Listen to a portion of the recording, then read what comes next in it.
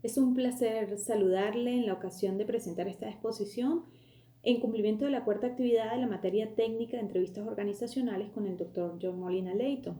En esta ocasión vamos a hablar de lo que son las entrevistas abiertas y las entrevistas cerradas. Definiremos su importancia y características. Vamos a iniciar por la primera, que es las entrevistas abiertas. Este tipo de preguntas que integran la entrevista abierta permiten la libertad y la profundidad de las respuestas del entrevistado. Es así como se puede conocer un poco acerca de la personalidad, cómo piensa, cuáles son sus creencias, esta persona que aspira a un puesto de trabajo.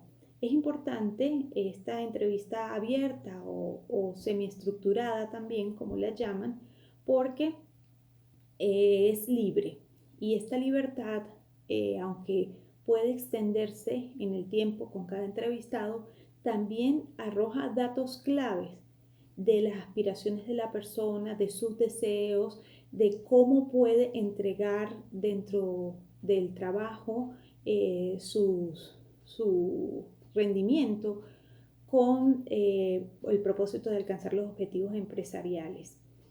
En los casos donde se puede aplicar las entrevistas abiertas son aquellos donde la persona va a tener subalternos a su cargo, va a tener importancia en la toma de decisiones de la empresa o sencillamente pueda estar en contacto directo con el cliente. Por eso es importante conocer la personalidad del sujeto a través de las preguntas abiertas. ¿Cuáles pueden ser este tipo de preguntas?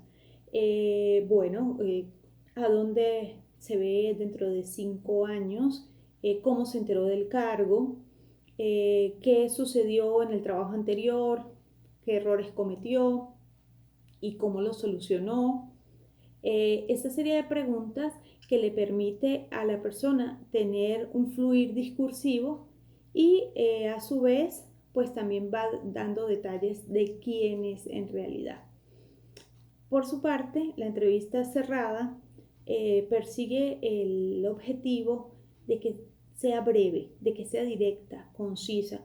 Por eso el tipo de preguntas de la entrevista cerrada generalmente son dicotómicas o de positivo, negativo, falso, verdadero, porque se busca que la persona pueda responder en breve tiempo y así en los casos sobre todo donde hay muchos aspirantes a una sola vacante o a varias vacantes, puede haber un filtro, de manera que ya en una segunda entrevista se puede dar la entrevista abierta, pero en esta primera donde el tiempo es corto es muy importante usar la entrevista cerrada.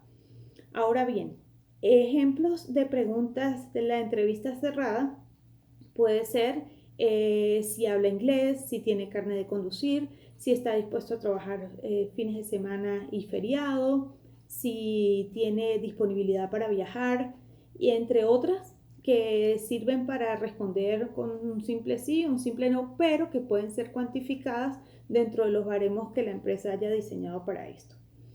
Hay unas preguntas especialísimas que son las preguntas de tensión. Estas preguntas nos van a demostrar las emociones, las reacciones, cómo reacciona, cómo actúa la persona frente a la presión y frente al estrés. Por eso es importante llegar a estas preguntas de tensión o preguntas trampa, como por ejemplo, ¿qué haría usted si descubre que su jefe está siendo desleal a la empresa?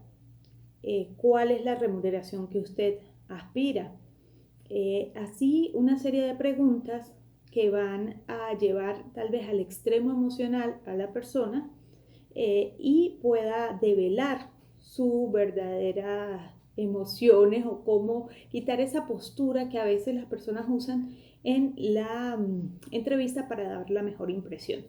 Todas estas preguntas, tanto abiertas como cerradas y de tensión, tienen que ir acompañadas de un factor valiosísimo que es la observación de los gestos, de la mirada, de hacia dónde dirige las manos, si es hacia la nariz para descubrir si está mintiendo o no, cómo coloca los hombros, el movimiento de las manos, de los pies, incluso la forma como se sienta, si se sienta en la orilla de la silla, indica que quiere irse, si mueve demasiado los pies, para un lado y para el otro o se mueve de forma incómoda en la silla, también demuestra justamente eso, incomodidad en la entrevista. Es más diciente el lenguaje corporal que el lenguaje verbal. Allí es difícil engañar al entrevistador que ya conoce los manuales precisos para esto. Entonces es muy importante la observación para tener un perfil exacto o lo más fiel posible de quién es la persona ante esa responsabilidad que tiene el psicólogo organizacional de servir a la empresa como filtro y hacer las recomendaciones respectivas de quién es la persona más idónea para el cargo que se está ofertando. Bueno, hasta aquí esta exposición y con esto culminamos la materia en técnicas de entrevistas organizacionales. Gracias.